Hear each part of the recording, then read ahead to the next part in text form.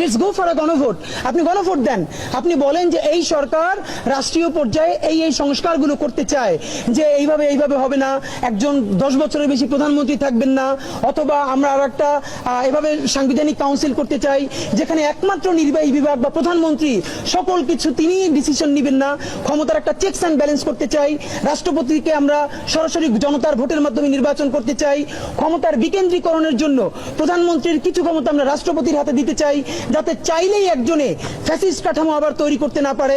ঠিক আছে, আপনি একদম লিস্ট আকারে দিয়ে তারপর আপনি গণভোট দেন যে এই ব্যাপারে আপনারা রাজি কি রাজি না। আইদার আপনি পলিটিক্যাল পার্টিস গুলোকে রাজি করান, তারা যদি রাজি না হয় আপনার দায়বদ্ধতা রাজনৈতিক দলের কাছে না। তো আমি আফসোস, আমরা শতবার বলেছি এই যে প্রধান উপদেষ্টা অথবা জাতীয় ঐক্য মতের যে কমিশনটা হয়েছে তারা বারবার রাজনৈতিক দলগুলোর সাথে বসছে। এখন বললে তো খুব খারাপ শোনা যাবে, তবুও বলি, যেই দলের ভোট নাই নিজে সহ 30টা, সেও আবার সেখানে বয়কট করে কি অর্থ?